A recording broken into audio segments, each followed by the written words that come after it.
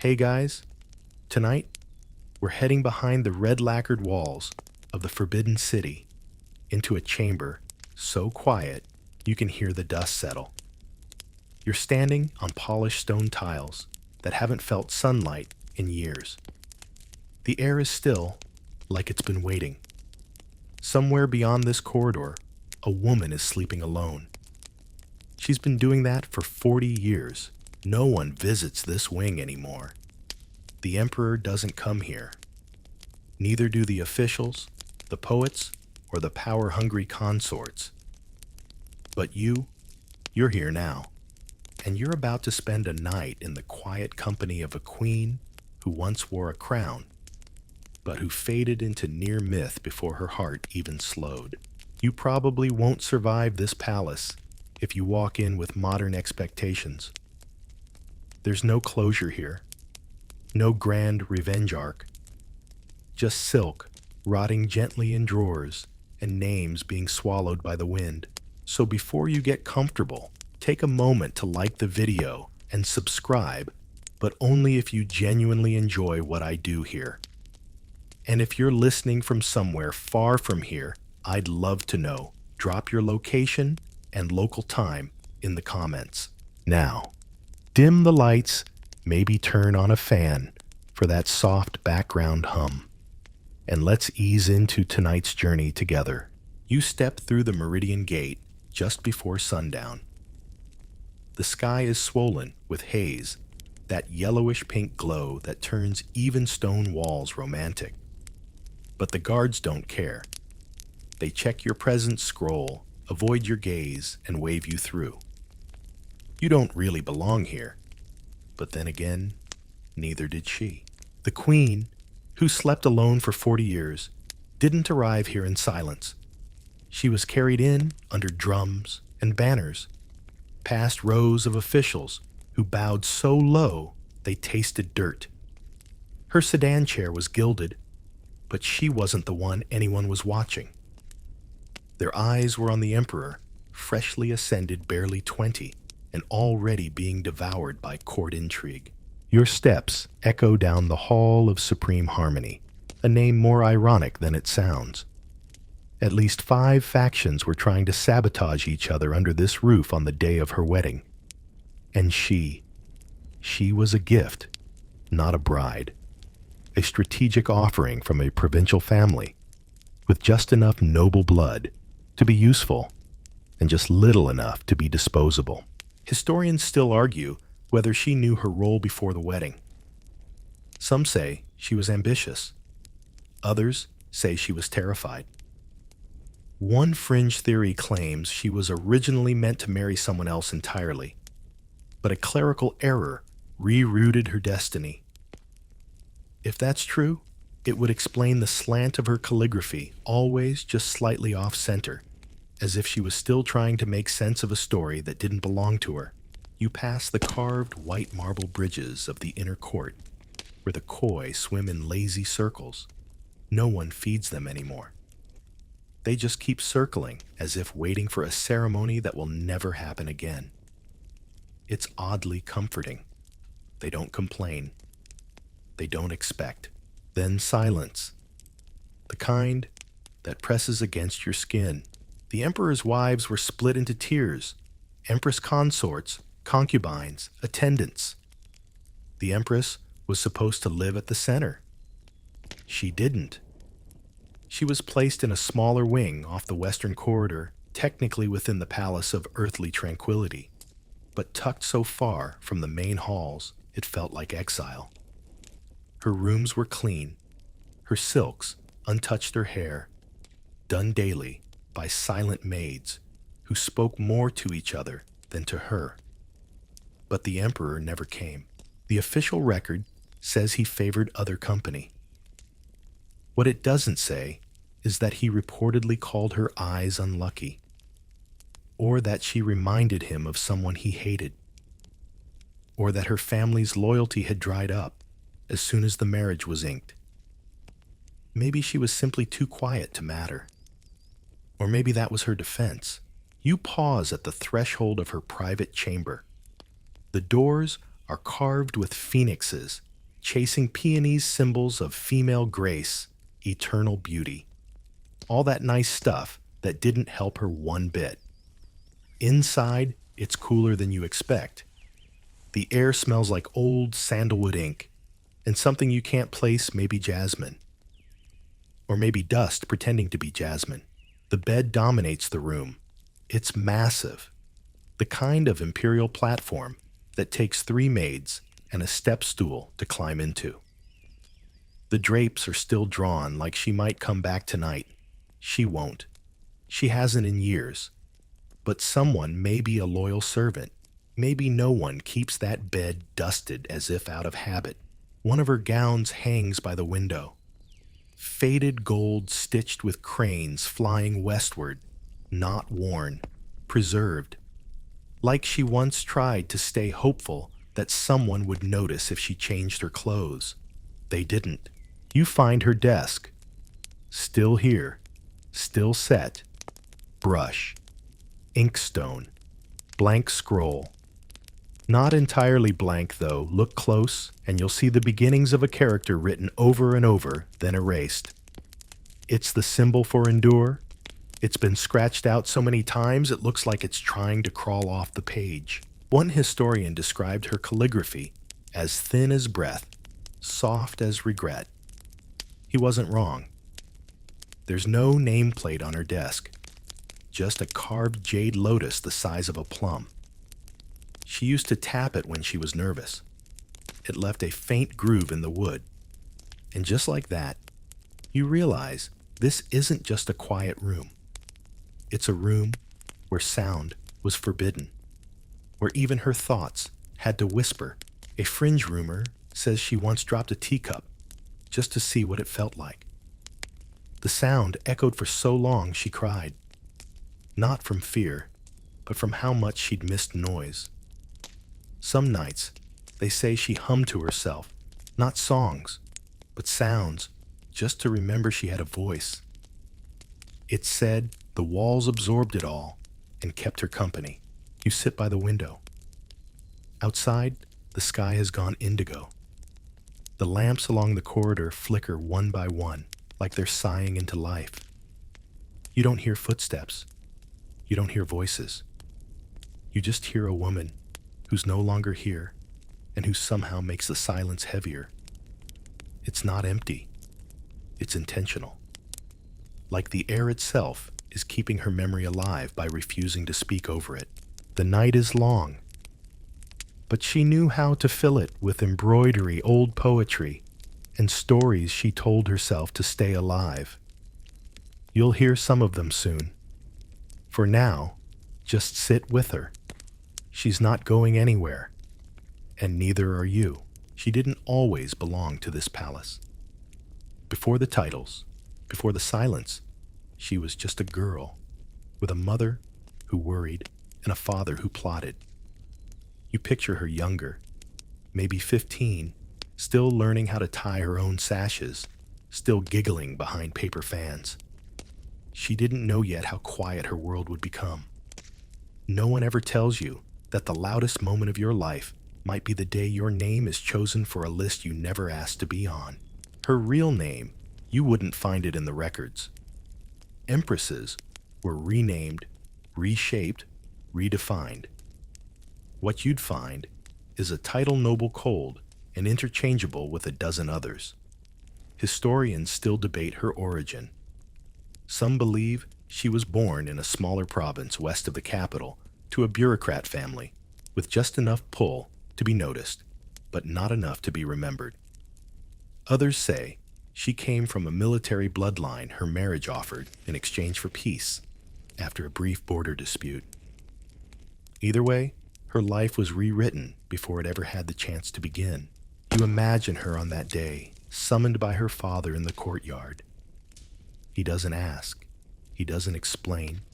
He simply tells her to bow lower from now on, to smile less, and to stop writing poetry with emotional words. Her mother stands nearby silent. The girl looks at the lotus pond, then back at him. And that's it. That's the last moment she belongs to herself. She travels to the capital in a covered litter, Inside, it's dark and perfumed. She's told to sleep to rest, to dream of jade bracelets and phoenix hairpins. But she doesn't. She stares at her own reflection in a polished bronze mirror, wondering how to sit more regally. Her posture improves. Her laughter fades. When she arrives, she's not met with kindness, but with measurement. Her skin tone is compared to mulberry silk. Her hands are examined for softness. A court attendant writes a quiet note about the shape of her ears, too round, not ideal. Another notes the way she walks, hesitant but trainable. You can almost hear the brush strokes being pressed into the scrolls. She's being shaped like clay before anyone's even said her name aloud. She's placed in a training pavilion with a dozen other girls. They don't talk much. Eye contact is discouraged. Everything is observed. They learn how to fold a robe without creasing the hem, how to smile without showing teeth, how to kneel with the grace of a weeping willow. She learns the hard way not to cry in front of the tutor. That earns her a full day of kneeling in the corner, her arms stretched out holding 2 porcelain bowls without letting them shake. At night, they're allowed to rest. The bedding is thin but warm. The air smells of rice powder and fatigue. You lie beside her in imagination, watching her trace characters into the mattress with her finger. Not writing poems, just words. Simple ones. Safe. Wait. Alone. One of the other girls disappears. No one says anything. One day her mat is folded, her robe is gone, and her shoes are left behind. The next morning, a new girl arrives with perfect posture and no voice. You get the feeling that silence here is taught faster than manners. After 3 months, a name is whispered into the Rankin Hall. Her name. Not the full thing, just the one syllable that marks her fate. She's been chosen. Not for love, not for merit, but for political absorption. Her father's recent alliance offer has been accepted, and she is the seal that binds it. She doesn't cry. She bows. The imperial astrologer picks the wedding date. It's the 4th day of the 6th month under a waning moon. Not ideal for fertility, but good for public harmony. The dresses are prepared, not 1, but 12 each for a different hour of the ceremony. She won't remember them all, just the wait. The day arrives like a procession of clouds. She's bathed in milk water, her hair oiled with camellia and pulled tight into the crown style. Her hands tremble, but no one holds them. She is draped in gold. She walks with someone else's rhythm. She eats a ceremonial bite and forces it down while musicians play melodies she doesn't know the names of. You sit beside her carriage as she is led to the main hall.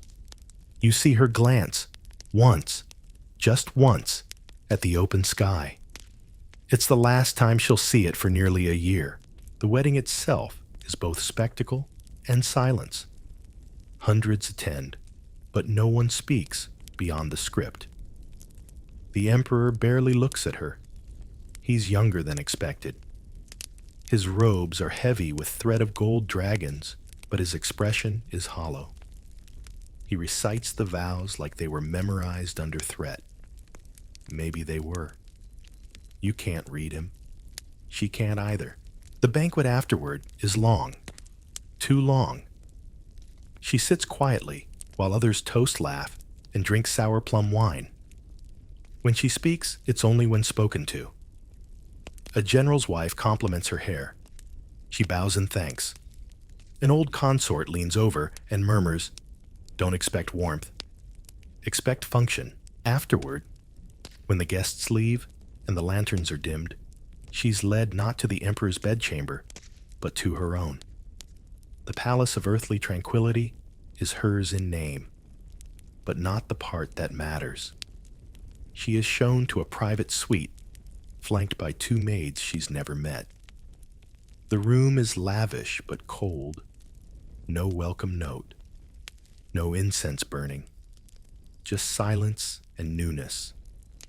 The bedding is untouched. She sits on the edge and removes her shoes slowly. Her feet ache. Her head feels wrapped in cotton. A maid offers to undo her hair. She nods. The hairpins click gently as they're removed one by one. Each sound feels like a clock ticking into a different life. She eats alone that night. A small plate of lotus seed paste cakes and jasmine tea. She doesn't finish either. She asks for water. The maid brings it. No words are exchanged. Outside, the wind rustles the bamboo. You sit quietly with her again, this time closer. You feel her trying not to feel. She undresses carefully, folding her robes into a neat square. The underdress is light, almost translucent. She climbs into bed without help. The curtains are drawn around her. The lamp is snuffed. And just like that, the queen begins her first night of 40 years of sleep alone. You wake the next morning to the sound of silk brushing stone. It's not loud. Nothing is loud here. But it's constant, the sound of her maids preparing another day that will feel exactly like the last. They move efficiently, eyes down, voices tucked away in their sleeves. They don't speak unless they're sure she wants them to. She never does. Not anymore. She's already sitting upright on the edge of the bed. When they enter, posture, straight expression, unreadable. Her hair is still damp from the morning wash. One maid begins combing, the other unwraps today's robe, pale blue, embroidered with tiny magnolia petals, and a barely noticeable border of tiny bats, symbols of fortune, though no one believes in that anymore. The Empress doesn't flinch. This is routine now. You follow her through the day like a shadow. She moves through her suite slowly, like she's drifting instead of walking. First tea. A small bowl gently sweetened. She drinks it with both hands, eyes focused on the surface, like it might tell her something. It doesn't. Then comes the inkstone. She grinds it herself. Some habits are harder to give up than others. The brush strokes start slow. Not characters, not poetry, just lines. Endless lines, neat but lonely. Somewhere outside, bells ring. Another concubine is being promoted. A junior wife is pregnant. There are celebrations in another wing. Here in the cold palace, the news arrives late, if at all. She hears the bells, but doesn't react. It's been years since she flinched at joy that wasn't hers. She takes a walk around the enclosed garden. It's small and square-walled on all sides, with one gnarled plum tree leaning like it's listening. There's a pond, barely a puddle in winter. A stone path with soft moss creeping at the edges. It's not meant for grandeur. It's meant to remind her there's still sky above her. Not freedom, just evidence. The birds come and go. So do the seasons. The cold palace doesn't keep track. She does, though. In one of the drawers, beneath her writing table, she's hidden a bundle of folded papers. They're not official, not court-mandated. Just pieces of herself scratched out late at night when her hands remember how to shake. You open one.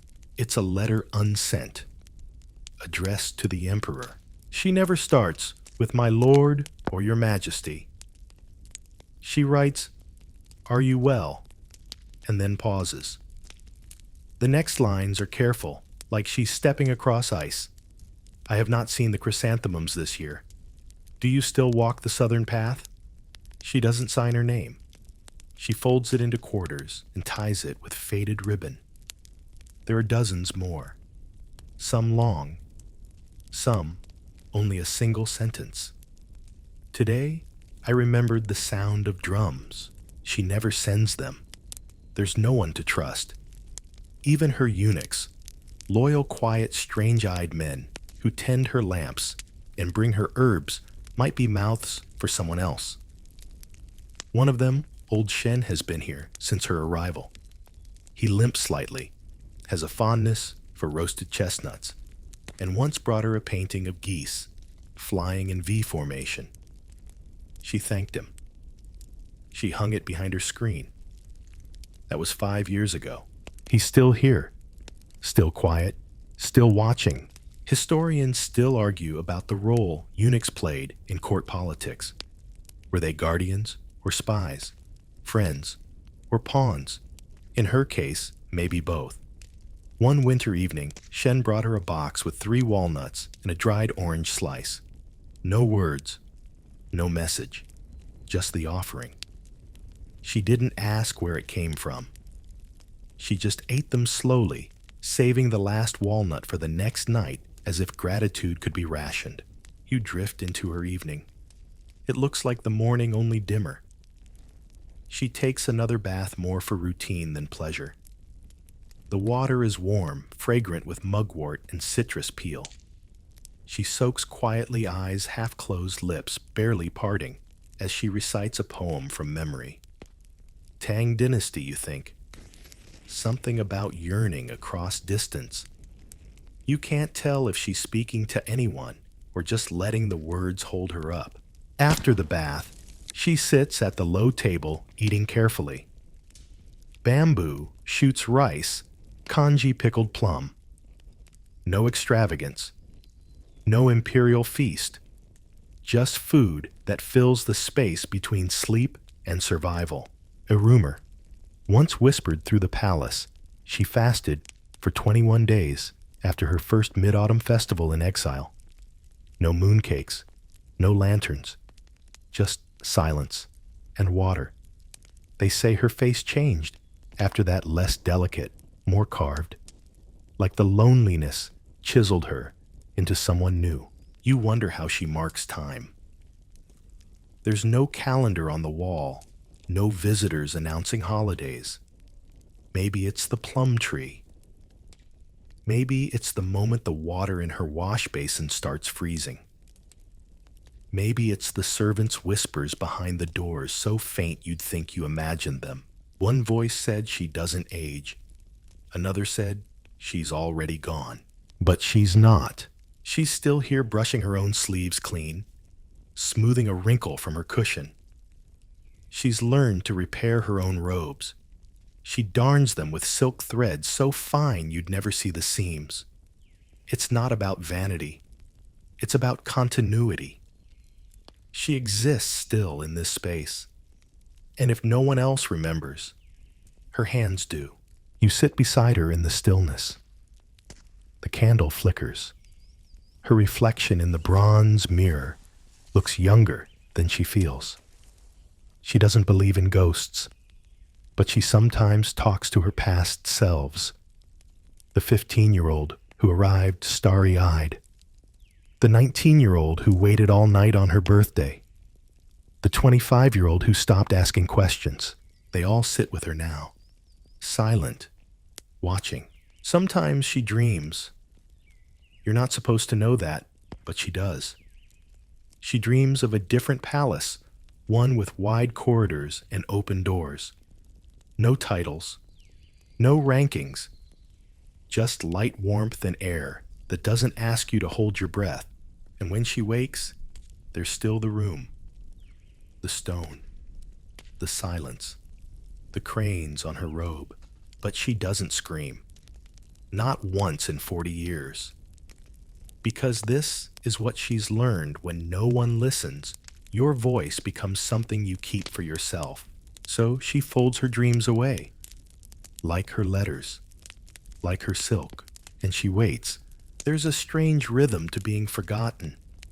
At first, it's painful. Then it becomes a habit. And finally, it becomes protection. You watch her live inside that rhythm, like a dancer who's long since stopped hearing the music, but still knows every step. The 4th year passes without acknowledgement. Then the 5th. On her name day, a single bundle of chrysanthemums appears at her door. No note, no sender. The petals are white, tightly curled, still damp with mourning. The maids don't ask where it came from. She doesn't either. She just places it in a celadon vase and stares at it for a long time. Then she walks away. By evening, the flowers are gone. No one saw them removed. By the 10th year, the cold palace becomes part of palace legend. New concubines whisper about it behind fans. That's where they send the ones who displease him, one says. Another adds, there's a woman there who hasn't spoken in 20 years. Some say she wears a veil. Others claim she walks the halls at night, humming like a ghost. None of them know her name. Meanwhile, inside these walls, she has grown more precise. Her embroidery is exquisite now. Thread so fine, it looks like light. She completes a full phoenix design in silence, then picks out the eye and starts over. Not because it's wrong, but because it's too perfect, too finished. It feels dishonest. Her daily life is marked not by events, but by avoidance. She avoids the mirror on days when her hands tremble. She avoids the southeast corridor where a younger maid once cried after seeing her reflection and called her living marble. She avoids plum wine goose feathers and red silk, all things associated with weddings, especially her own, a fringe detail you'd miss if you weren't watching closely. She always leaves one shoe slightly out of line at night, one toe turned toward the door. A quiet defiance, or maybe just a reminder that she used to hope someone would come back for her. You try not to read into it, but you do. One day, a bird flies into her courtyard, a magpie, black and glossy, loud against the hush of her garden. It lands on the rim of the pond and dips its beak once before hopping up onto the windowsill. She doesn't flinch. She simply watches it, then murmurs a single word, lucky. It flies away. She never sees it again. Historians still argue whether she kept a pet. One vague ledger mentions a white rabbit with a gold ribbon tied to its ear. Another claims she had a cat that disappeared after a thunderstorm. No names are recorded. No proof survives. But the fact that people keep asking tells you something. Even in forgetting her, they're still trying to imagine her alive. She once kept a jar of dried orange peels on her desk. You find it half-full lid, tied with a ribbon, so old it's nearly gray. You open it, and the scent rushes out, sharp, bright, and oddly comforting. Not imperial, not delicate, just human. You wonder if she used them for tea, or if she just needed to remember what freshness felt like. There's a box hidden beneath her sleeping mat. It's wrapped in old silk, tied 3 times, and tucked so deep that even the maids pretend not to know it exists. Inside scraps. A handkerchief with a torn corner. A single jade earring. A faded page from a book of Tang poems. A broken ink stick. And a button.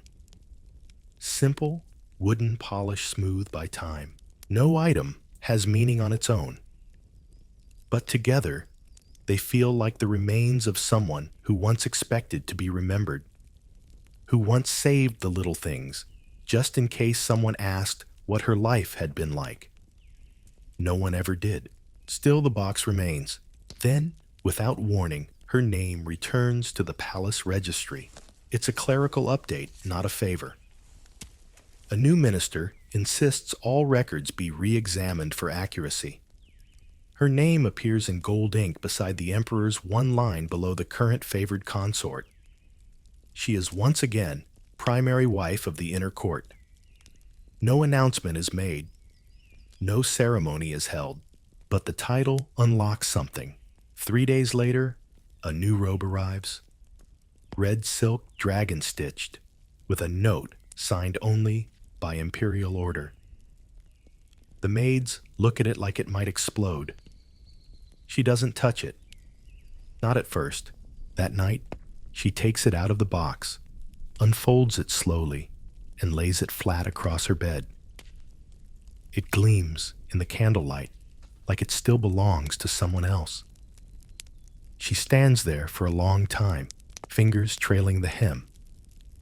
Then she folds it up again, tighter than before, and places it in the bottom of her wardrobe. She never wears it. 2 weeks after the robe arrives, there's a knock at her chamber door. That hasn't happened in years. Old Shen answers. He returns, pale and bowed. The emperor, he says simply. She blinks once, nods. She does not rush. She does not paint her lips or oil her hair. She simply smooths her collar, straightens her cuffs, and walks to the main receiving room. He is already seated when she arrives. Thinner than she remembers. Older. Not old, but bent. Like time has pressed itself into his spine. He doesn't look at her directly. His eyes roam the walls, the floor, the flickering lanterns. She bows. He nods. No one else speaks. They sit. He asks if she has been well. She replies, I have endured. He says the court is quieter these days. She says so is the garden. He looks at the embroidery on the table, picks it up, turns it over in his hand.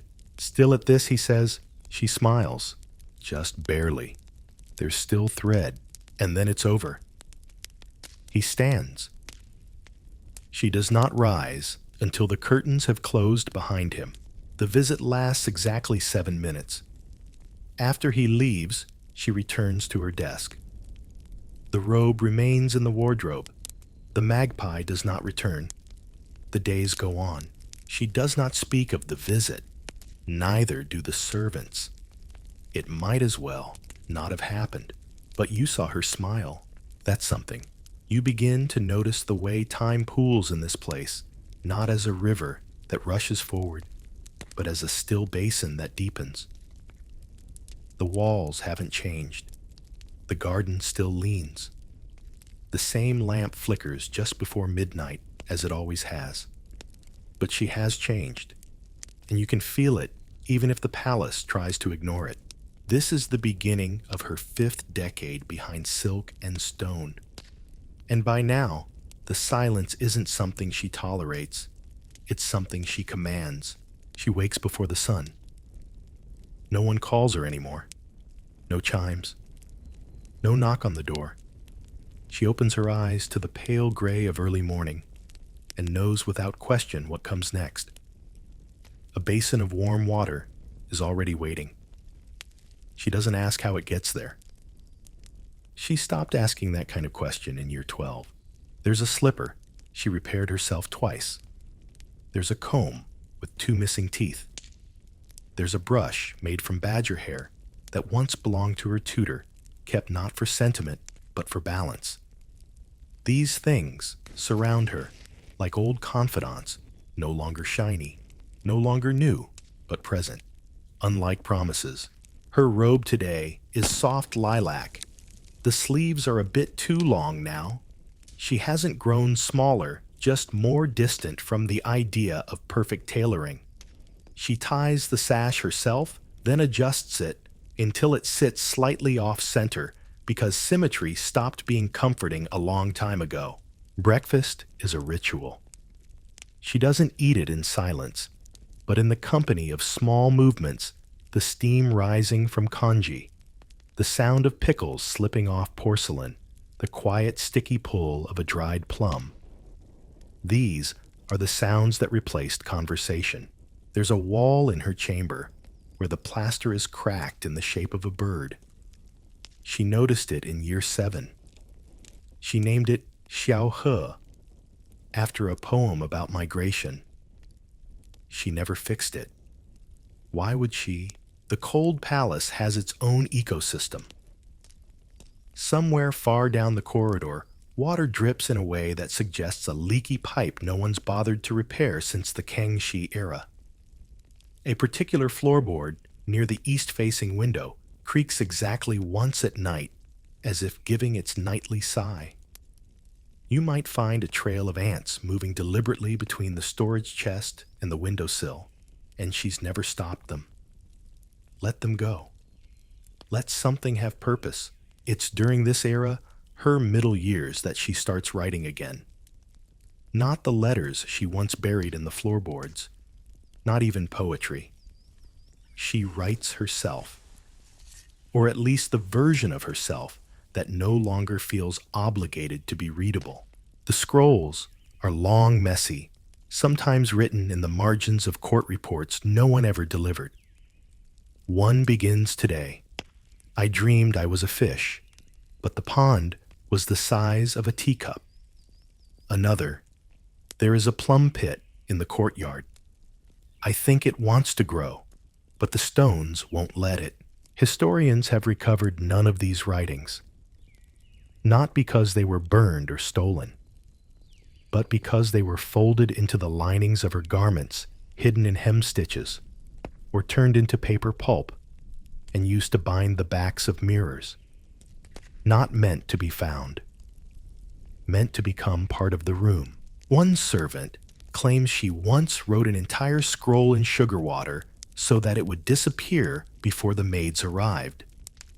That servant was later dismissed for inconsistent speech, but you can't help wondering if she simply knew too much. By now, her daily schedule has achieved an eerie perfection. She walks the same number of paces every afternoon. She rests her eyes at the exact moment the sun hits the edge of her screen. She listens, not eavesdrops, not snoops, just listens to the way sound carries through stone. She's become so in tune with her space that she can tell when someone new has entered it just by the way the air shifts. And yes, people still visit.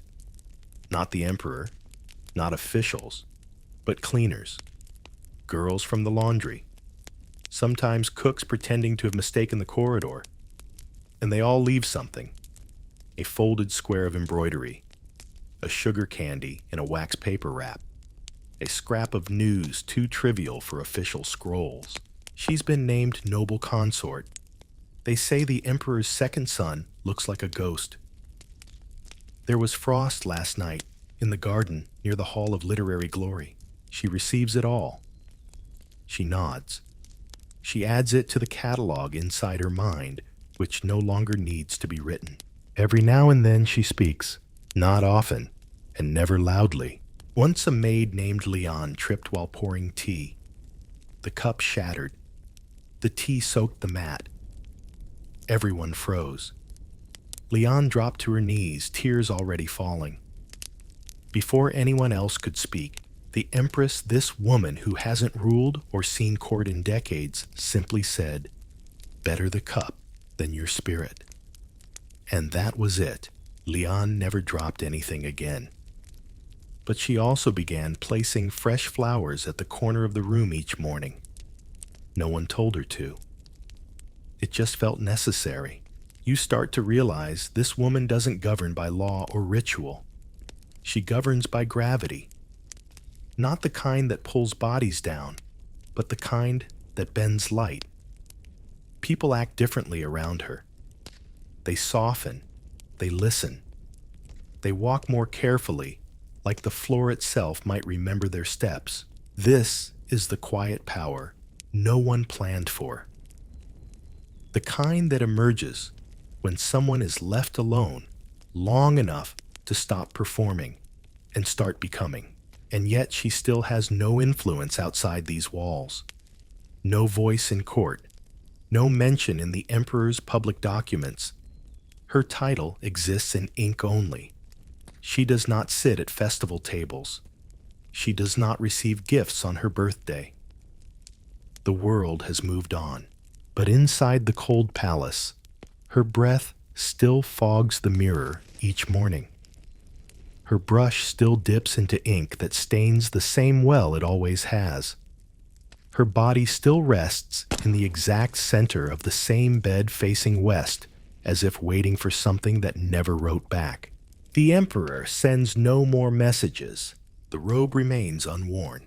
The cracked wall now resembles a second bird.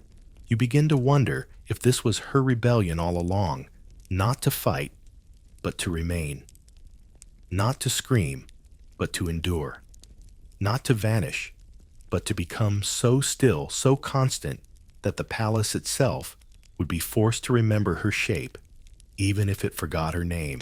She doesn't need a crown. She already has a room that knows her heartbeat. You start to think about how many words she's never spoken aloud, the weight of them, the way they must settle in the corners of her chest, in the hollows between ribs, like dust too fine to sweep. After all these years, you don't expect her to talk. And she doesn't, not really, not to people anyway. But she speaks through the things she does. Through patterns. Through pauses. Through the spaces she leaves empty on purpose. There's a drawer she opens only at night. It sticks slightly from years of humidity and silence, but she knows exactly how to pull it without noise. Inside is a small box wrapped in worn blue silk. The edges are frayed, the tie loop has long since vanished, but her fingers remember the rhythm of it. She untucks the corners and lifts the lid. Inside letters, not addressed to the emperor this time, not to her family, to no one. They begin with phrases like, "If I had been born a second daughter," or "had the sky broken a day earlier," or "if I had taken one step less." They are letters to versions of herself that never lived. The girl who ran away. The girl who never married. The woman who stayed in the countryside and became her own mistress of the plum grove. One letter, nearly illegible from ink bleed, simply says, "You would have smiled more." I remember that. Historians love to argue about whether she was a poet in her youth. One fringe theory suggests she published anonymously through a eunuch who passed her verses to a courtier's cousin. Another insists her writing was too plain to have been recorded. But they all agree, if she ever loved anything more than silence, it was language. You read one letter all the way through. It doesn't have a date. It just begins. "I dreamed today I was walking outside the palace gates. No one stopped me. I was not invisible. I was just irrelevant. It was nice." You close the letter, carefully smoothing the folds. That word irrelevant sticks with you. It's something she would never have dared to say aloud. Not in the early days, when titles were still heavy and duty still felt like an open cage door. Back then, she was still waiting for her name to be called again, for the emperor to remember, for her family to write, for anyone to look into the cold palace and see her not as a symbol or a mistake, but as a woman who had been handed the wrong script. But now she sees irrelevance as freedom. It's what allows her to nap in the garden without arranging her sleeves just so. It's what lets her leave her hair unpinned on humid days, trailing loosely over her back, like she's nobody important. It's what gives her the room to write letters to ghosts, to birds, to past selves, to say I'm here without expecting anyone to answer. One morning, there's frost on the garden stones. A crisp silver film that softens the world makes it quiet in a different way. She walks outside in slippers, dragging her shawl behind her.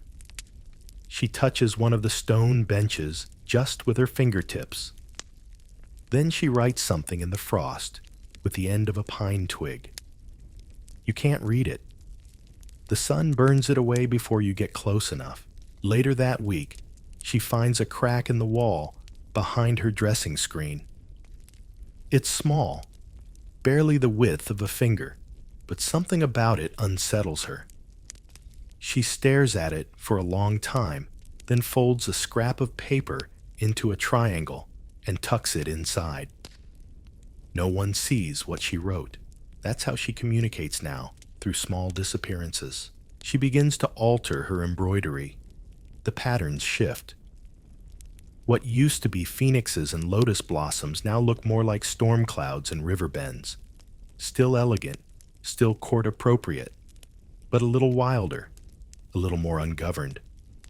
One robe shows a willow tree shedding leaves in all directions with no ground to catch them. She never wears it. She just folds it and leaves it in the hands of a passing maid with no instructions. The maid later leaves a peach on her table. They never speak about either act, and so it goes. The silent exchanges, the soft rebellions, the steady transformation of a woman who has become the very breath of the palace, never seen, always felt. Then comes the incident with the mirror. It's a rainy evening, the kind that wraps the world in wet paper and fogs every edge. She's drying her hair slowly, methodically, when one of her oldest mirrors slips from the wooden stand and cracks. The sound is small, like a note held too long. She looks at it for a long time. Then she does something unexpected. She laughs. Soft, quiet, but unmistakable. It's the first time in more than a decade that any servant has heard that sound. Shen appears at the door alarmed. She waves him off. No words, just a flick of the fingers and a glance toward the window. The rain is heavier now. Thunder murmurs somewhere far off. She sits down beside the broken mirror and touches the largest shard. Not to fix it, just to feel the edge, just to see what her face looks like in something that reflects her imperfectly. There's something liberating about it. The truth is, she hasn't seen herself clearly in years. You wonder if that's by choice. She spends the rest of the evening writing. This time, not on paper. She uses thread, pale gray, embroidering along the inside hem of her cloak. One continuous line of characters that no one will ever read unless they unmake the garment. It's a confession, maybe, or a story, or just a reminder that she was here. By now, she doesn't need anyone to witness her, but she still documents herself for herself. And somehow, that makes it more honest. The palace remains unchanged, of course. Officials still come and go. Festivals still happen without her. The emperor sends no word. New concubines rise. One becomes pregnant. A boy is born. Fireworks light the sky outside her courtyard. She watches the reflections in her tea. She smiles once, not from bitterness, just recognition. She knows what it is to be celebrated and forgotten, all in the same breath. So she goes back to her writing, back to the garden, back to the cracked plaster birds and the frost that melts before it can be shared. She wraps herself in irrelevance like a cloak, and it fits better than anything she's ever worn. The world outside may have stopped asking about her, but inside the cold palace she is very much alive.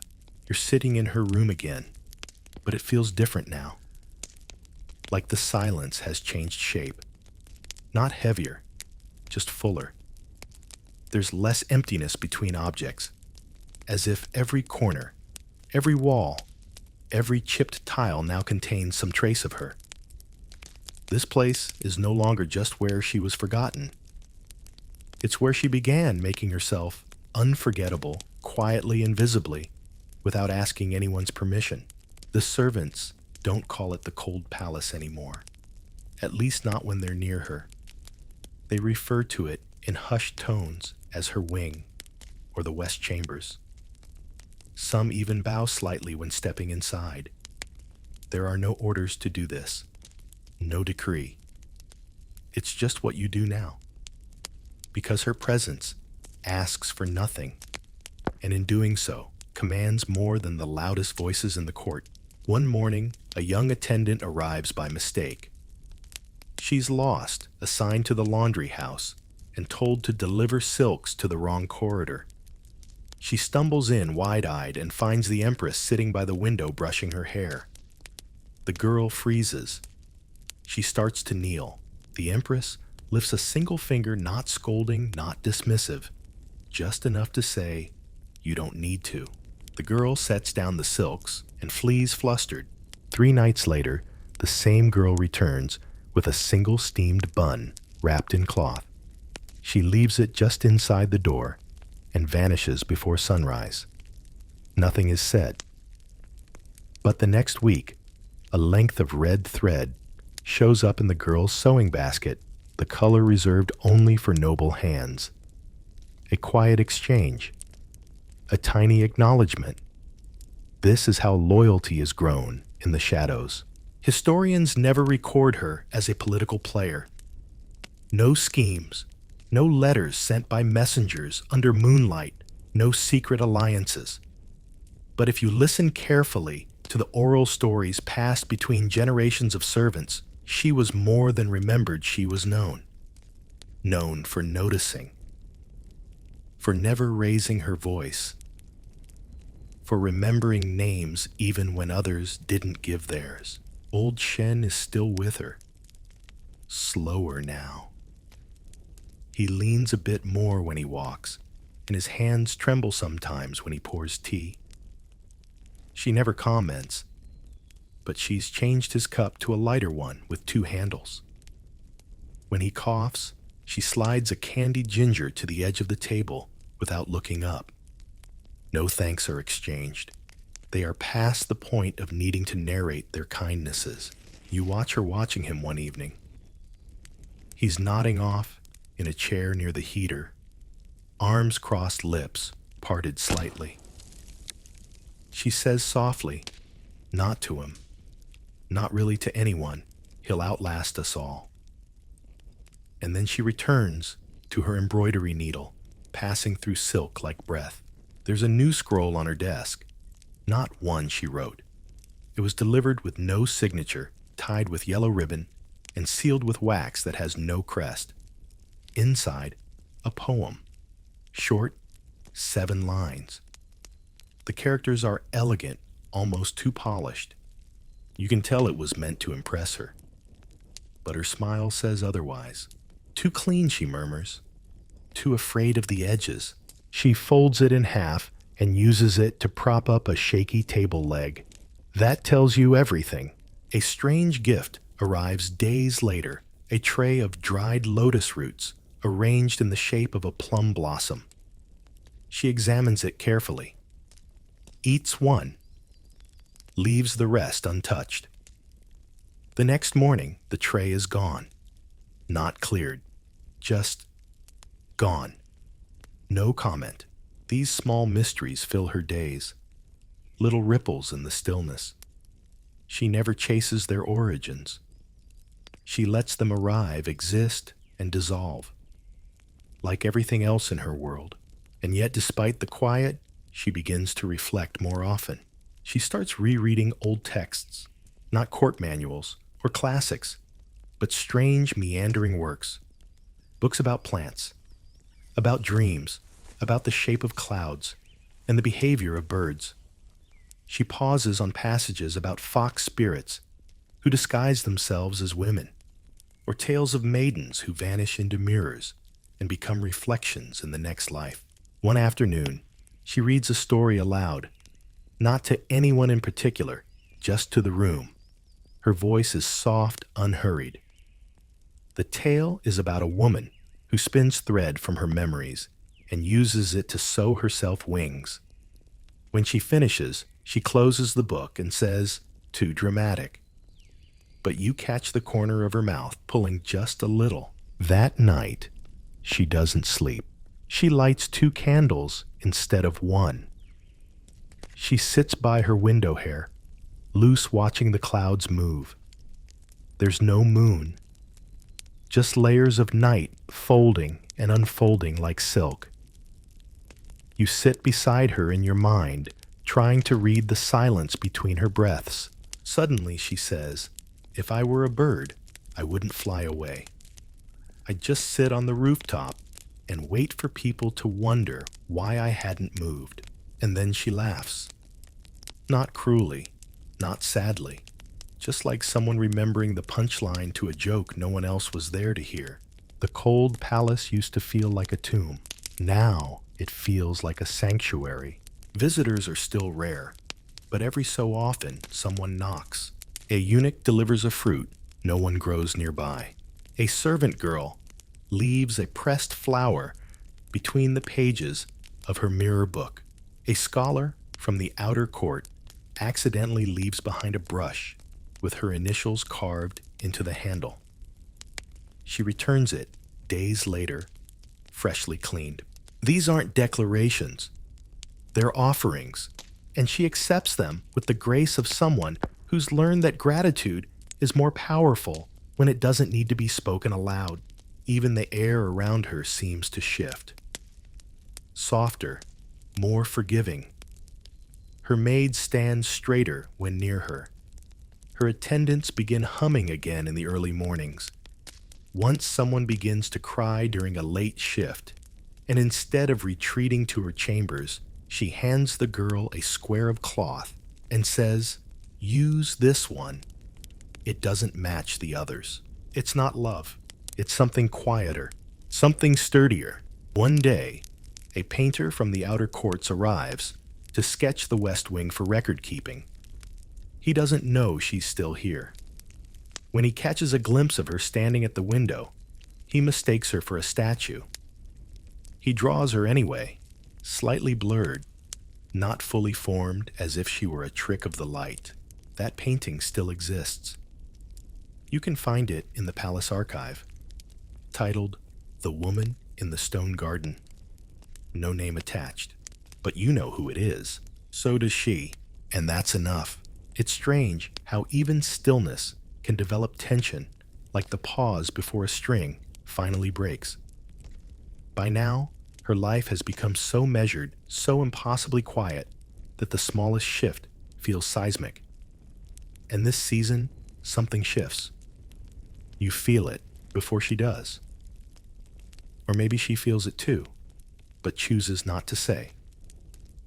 She's never been one to name the things she can bear. It begins with a sound, not footsteps, not whispers. A creaking rhythmic and soft, as if a wheel is rolling where no carts should be. She hears it from her chambers late at night when all candles have been snuffed and the corridors are asleep. It's faint like breath, just enough to wake memory. For 3 nights in a row, the sound returns. She doesn't ask anyone about it. She simply listens. One hand on her blanket, one eye open. On the 4th night, it stops. Historians might say this was just winter, settling in the wood, expanding and groaning under cold air. But you and I, we know that sound wasn't the building. It was something old and cautious, trying to move again. Something long buried, flexing its fingers. Later that week, she receives word formally this time. Not whispered or smuggled, but delivered on stamped parchment. She's summoned. Not to court, of course. The emperor is long retired, barely a shadow behind golden screens now. But a council has formed, one that wants to re-examine court records, revise titles, tidy up the edges of history before they become too faded to read. And they want her signature, not her voice, not her opinion, just her name. It's the first formal request she's received in over 20 years. The scroll is placed on her writing table. It waits there for 3 full days. She doesn't touch it, not because she's afraid, but because she's deciding what version of herself will sign it. Will it be the girl who was promised gold and given stone? The wife who was crowned, then shelved? The woman who outlived 4 concubines, 3 scribes, and 1 entire dynasty of rumors? On the 4th day, she sharpens a brush, grinds fresh ink, takes a breath, and signs it with a name no one has spoken aloud in 35 years. It's not the name given to her by the emperor, not the one carved into registry ledgers or embroidered into tapestries. It's the one her mother whispered to her when she was 6 and had a fever, the one her father refused to say when he traded her away. A name with no politics, just syllables. Then she folds the scroll, seals it, and hands it to Shen without a word. He bows and disappears into the corridor. That's how her name begins to re-enter history, not through decree, but through memory. After the scroll leaves, something shifts inside her. Not visibly, not physically, but something internal. As though a door she'd been pressing against finally clicks open just enough to let in air. She takes longer walks. She starts sketching again, not in ink, but with charcoal on old linen scraps. Not flowers or birds or proper courtly things, just shapes, hands, roof lines, the bottom half of a staircase, things she can feel more than see. One day, a breeze carries a child's laughter from beyond the garden walls. A tutor has taken one of the younger princes outside for a lesson on shadows and sundials. She listens for a full minute, then closes her eyes. Not to escape it, but to hold on to the sound a little longer. You begin to notice she hums again. Nothing recognizable. Just breath turned melodic. Once she hums while folding laundry. Another time while slicing pickled ginger into impossibly thin rounds. She does not smile, but the air around her seems to. That spring, the plum tree blooms early. For the first time in decades, she asks for a stool to be placed beneath it.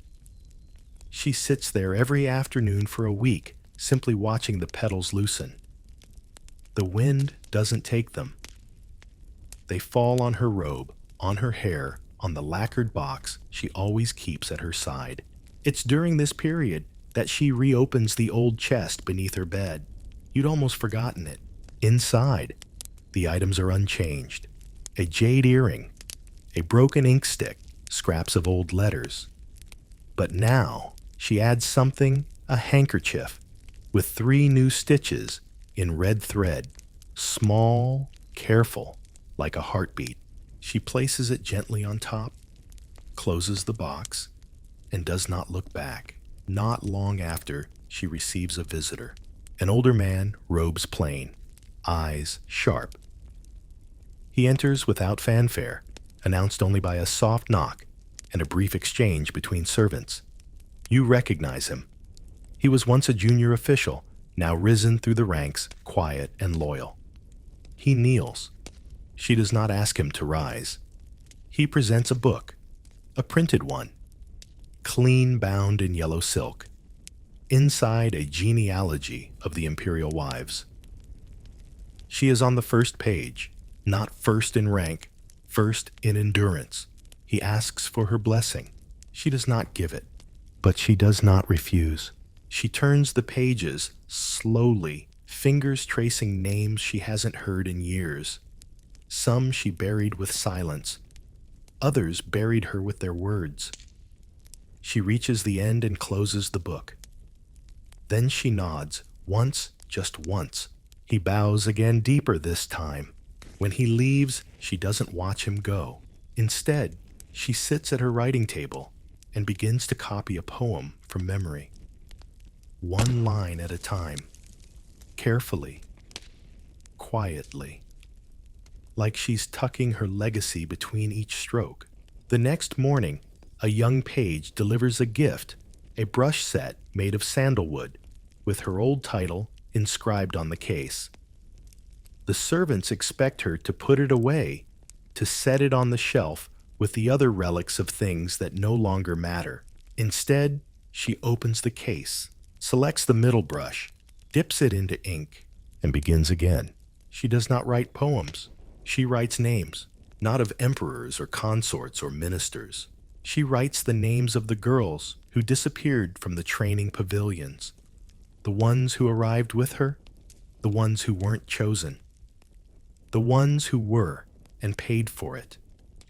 She writes them not as court titles, but as girls she remembered. Hui, who laughed when her sandal broke. Min, who wanted to be a musician. Lan, who was afraid of birds.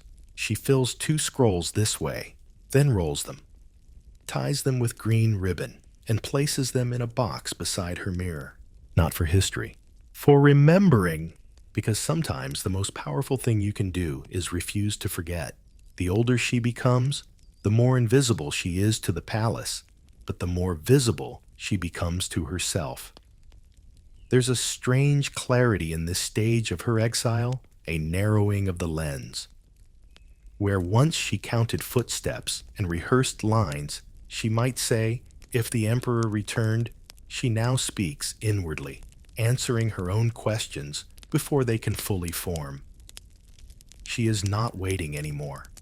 She is simply being, and being at last is enough. Winter arrives early this year. The winds are sharper. The frost lingers longer on the window panes. She doesn't mind. Cold is a familiar language, one she learned to translate decades ago. Cold tells the truth where warmth often lies. Cold teaches you who you are when there's no one to perform for. Still, the servants grow more attentive. They layer her bedding without being asked. They warm her inkstone. They bring her the softer pastries, the sweeter plums, the tea, with the faint cinnamon she prefers.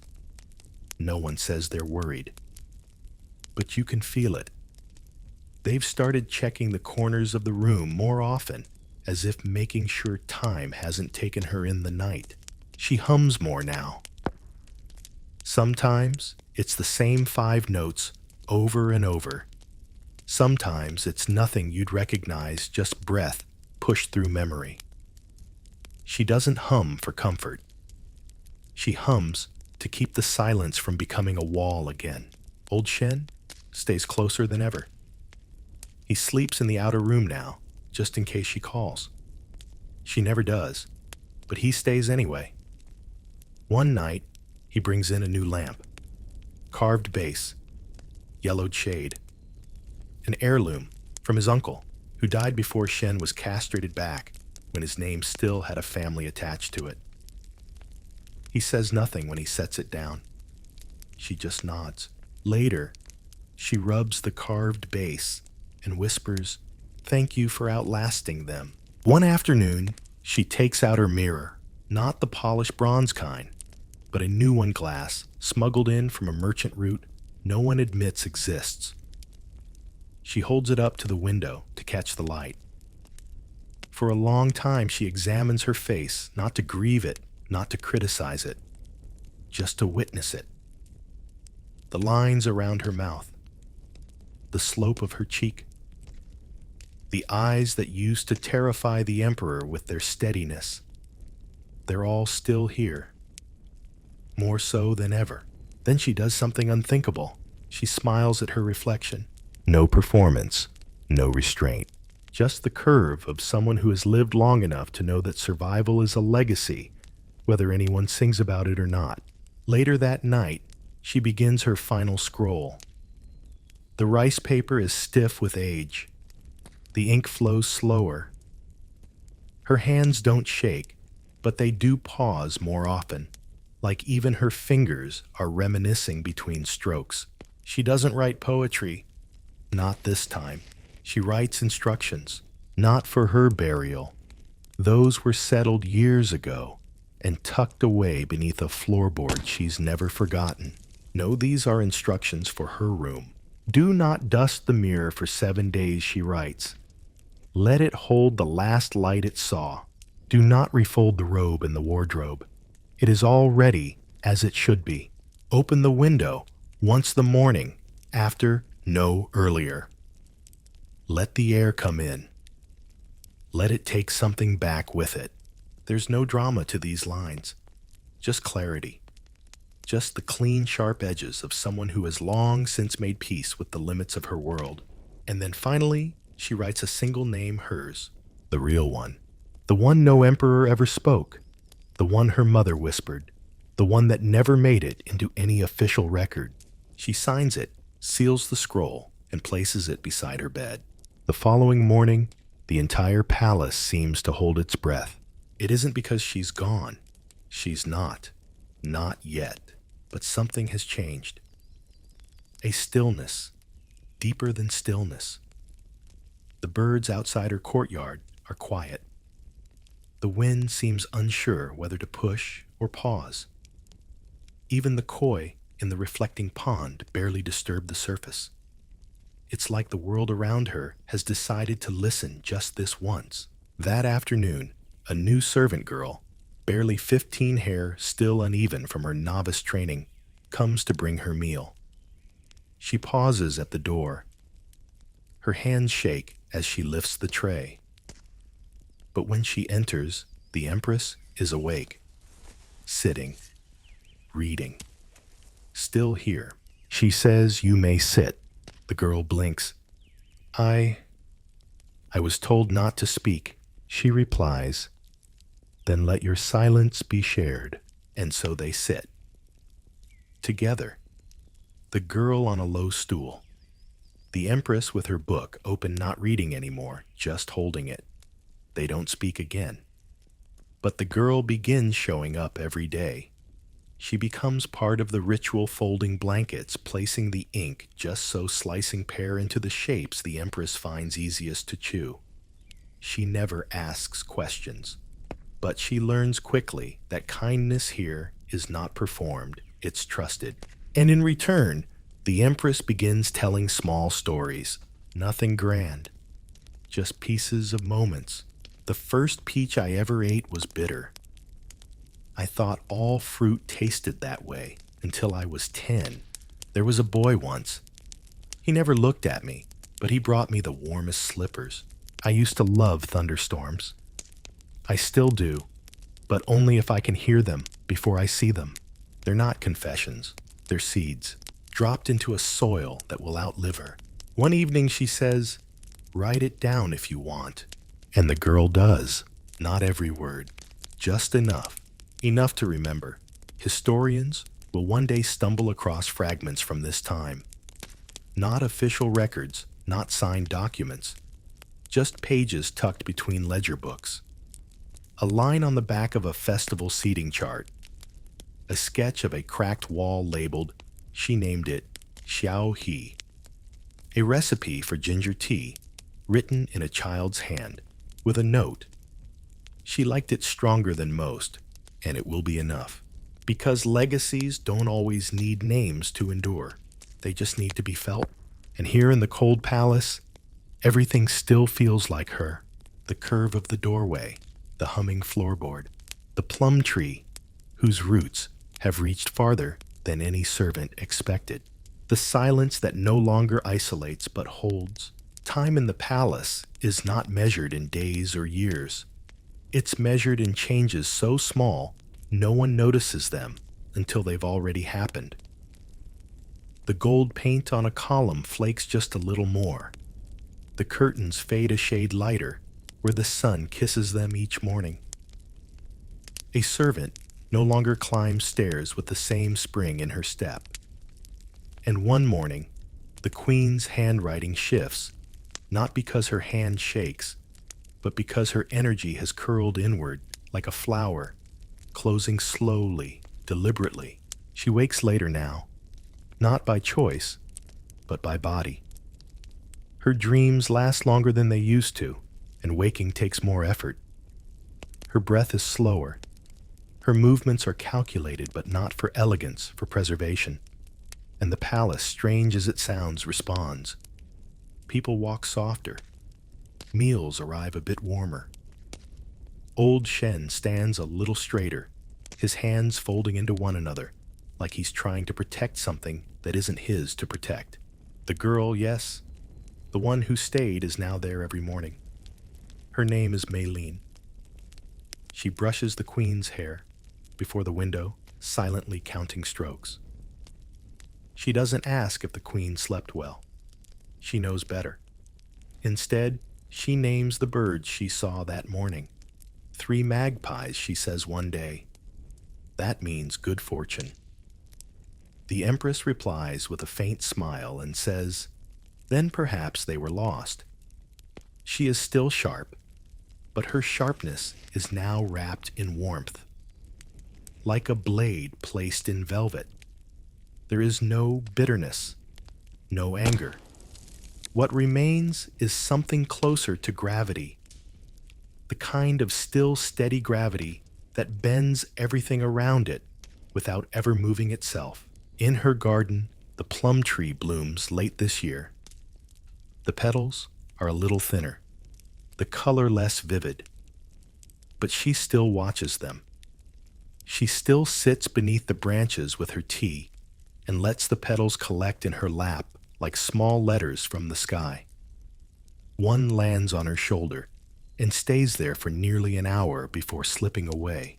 Her days shrink, not in substance, but in scale. Breakfast once, a quiet meal becomes a ritual of slowness. She takes longer to chew, longer to choose. She speaks less, but when she does, the words come as if chosen from an ancient library, precise, full, and final. Malin begins reading to her now. Small things. A poem about cranes. A folk tale about a girl who turns into a river. A recipe for almond cakes that makes them both smile because the ingredients include 2 pinches of patience and a wish. The queen listens with eyes closed, sometimes nodding, sometimes not, as though the act of hearing is its own kind of remembering. One evening, she calls for her box, the old one, the one under the bed. Malin retrieves it with care. The Empress opens it slowly, as if greeting an old friend. She lifts each item carefully, reverently, and lays them out before her like offerings. The jade earring, the ink stick, the folded handkerchief with red stitching, the torn poem, a coin that has long since faded, a dried chrysanthemum. She doesn't explain them. She doesn't need to. She begins wrapping them one by one in new cloth silk, softer than anything she's worn in years. As she folds, she hums a tune Malin doesn't recognize, something without rhythm, almost like a lullaby. That night, she dreams of water. She doesn't tell anyone. The next morning, she doesn't rise at dawn. Malin enters quietly and finds her still in bed, awake eyes open, watching the light creep along the ceiling. She doesn't speak for several minutes. When she does, it's just to say, let the window stay open. The window stays open all day. The breeze shifts the curtains like waves. Outside, a bird calls 3 times, then goes quiet. Later, Malin finds a single scroll on the desk. It's blank, fresh, unused. She asks, should I prepare the ink? The Empress replies, no. Let it stay that way. Some things deserve to be empty. That evening, she moves a little slower. She eats less. She hums more. She spends nearly an hour arranging dried flowers into a small bowl beside her bed. They're brittle, crumbling at the edges, but still beautiful. Shin brings her tea at the usual hour. She doesn't drink it. She thanks him anyway. He bows a little longer than usual. She writes something in her lap, not on paper, just with her finger tracing words into the blanket, over and over. Malin watches. She doesn't interrupt. But later she whispers, what were you writing? The queen says, nothing. I was remembering. That night, for the first time in decades, she sleeps without drawing the curtains around her bed. The room fills with moonlight. The breeze turns cool and carries in the scent of distant magnolia. She doesn't stir. By morning, her posture has changed. She's lying a little deeper into the mattress, as if the world finally let her rest. She's still breathing, but her face has gone so soft it almost glows. Later that day, she says to Maylene, "If you speak of me, speak gently. I spent so long trying to disappear that I became the silence." Maylene replies, "You're not silence. You're the echo that never left." No one visits that week, but small things appear on the table in the outer chamber. A ribbon someone once borrowed. A scroll someone forgot to deliver. A letter written in a child's hand, addressed simply to her. On the sixth night, she asks for the window again. No other request. She sleeps early, before the moon rises, before the candles need trimming, before the world remembers to pause. That's when you realize she's preparing, not because she fears death, but because she has finally learned how to live without waiting for permission. Every moment of her exile was a quiet refusal to fade. And now, as she settles deeper into her final silence, she is more visible than ever. Not as a queen, not as a name, but as the shape of grace itself, still, whole, undisturbed. A life that was never meant to be remembered, and yet somehow always will be. There's a strange kind of beauty in a life that ends without spectacle. Not because the person wasn't worthy of ceremony, but because she became the ceremony. Her breath, her habits, her long silences, they were the rituals. When the Empress of the Cold Palace finally leaves this world, it happens in the gentlest hour, sometime between the fading stars and the first sliver of sunlight. Her departure is not marked by bells or gongs. No imperial drums summon the court. No silk-clad mourners fill the corridors. There is only stillness. A pause in the rhythm of a palace that has for decades forgotten her presence and now doesn't quite know how to mark her absence. It is Shen who finds her first, as he has for the past 40 years, entering the chamber before the others stir. He knows something is different, even before he opens the door fully. Her tea sits untouched, still faintly steaming. The air smells sharper than usual, and there's a hush inside that room, an absence of breath, a presence of waiting. She lies on her side, her hand open, and relaxed near the edge of the blanket. She doesn't look distressed. If anything, she looks relieved, as though sleep finally took her in the way she always hoped it would, without struggle, without audience, without ceremony. He bows slowly and deeply, but says nothing. Then he retreats quietly, letting the door close with a sigh of air. No one is called right away. There's no shouting, no flurry of couriers. This is not a royal death to be declared. This is something else, something slower. Shen tells only Maylene, who nods once and does not cry. She simply rolls up her sleeves, washes her hands, and prepares herself. She knows what to do. The instructions were left behind, not as a scroll, not as a formal edict, but in whispered conversations during tea in lines spoken casually while folding linens in the way. The Empress would sometimes pause mid-sentence eyes, distant, then say softly, "If I don't wake one morning, open the window." The room is not rearranged. Nothing is moved hastily. They do not change her robe. They do not adjust her hands. She had asked for this to remain exactly as she was in her final moment. Maylene brushes her hair once, exactly once, and places the old wooden comb beside the pillow. She opens the window, as instructed, and lets the morning breeze enter, carrying with it a breath of plum blossom and ash. The curtains flutter slightly, and then still. There is no announcement. Days pass before the palace registers the absence. Even then, it registers not in a public statement, but in the soft shifts of routine. One fewer tea set arranged in the early morning, one chamber no longer lit at dusk. The Empress's quarters are sealed quietly, without guards, without plaques. She is not a public figure to mourn. She never truly was. Her name isn't etched into the wall. Her title isn't mentioned in the court bulletin.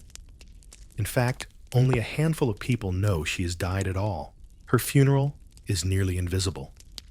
It's not a state event.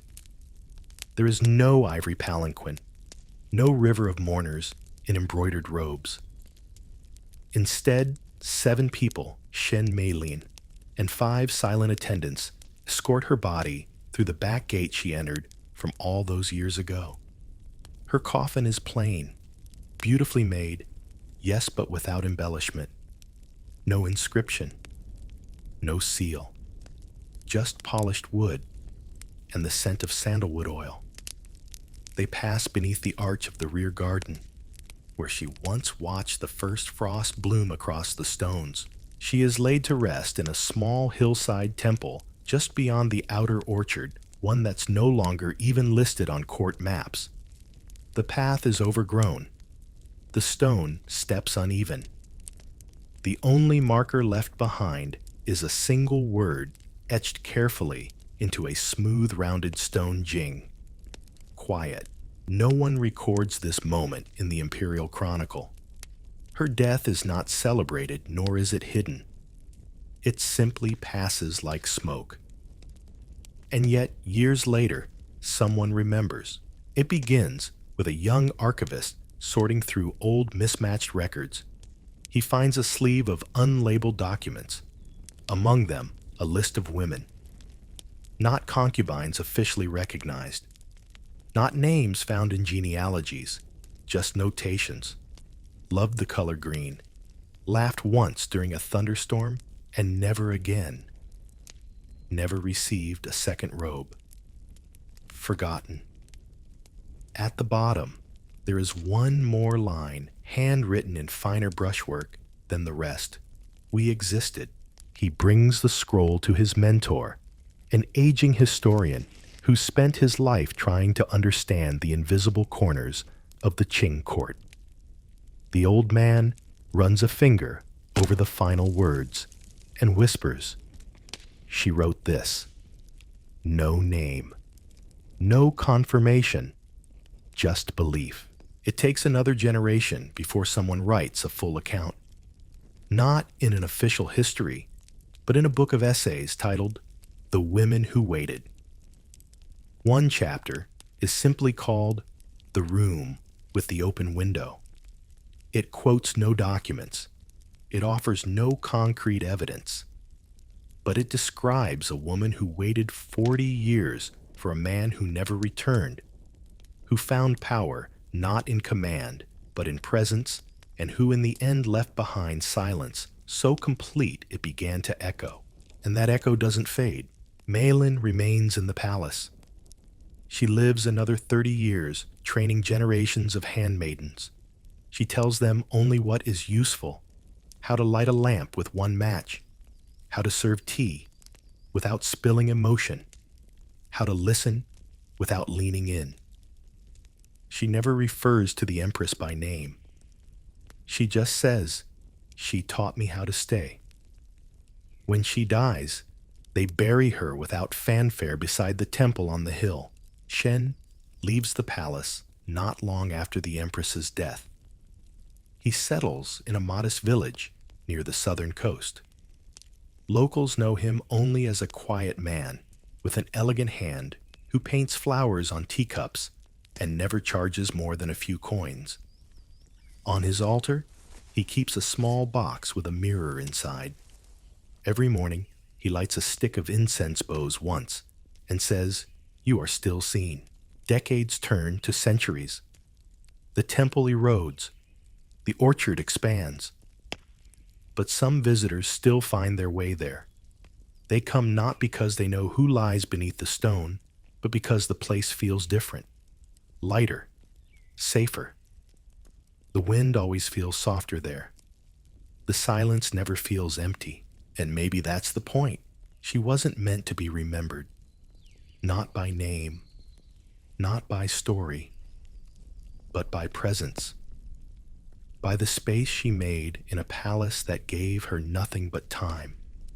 And by the way, she filled that time with grace. The queen who slept alone for 40 years left no heirs, no treaties, no portraits.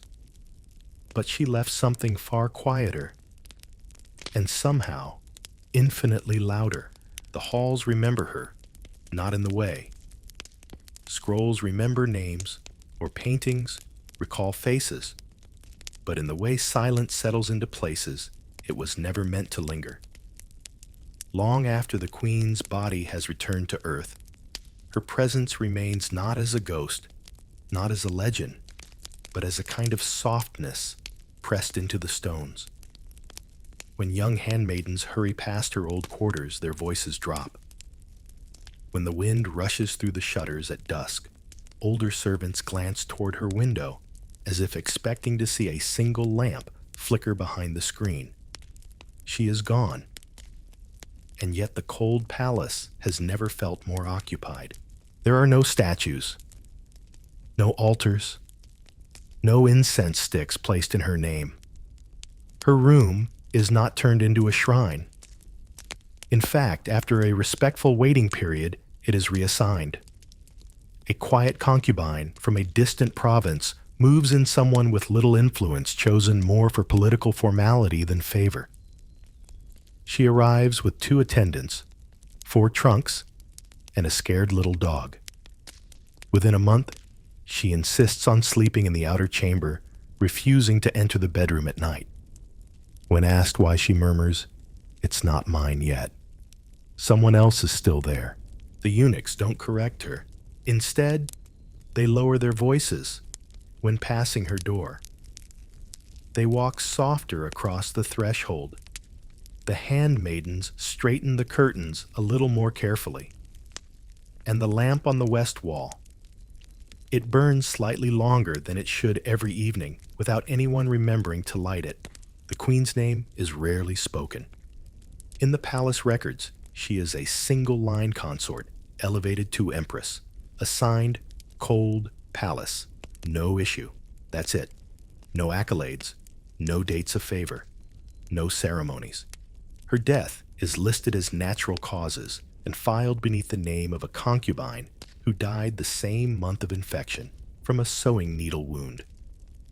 One was given a plaque and a day of mourning. The other, a blank square beside her name.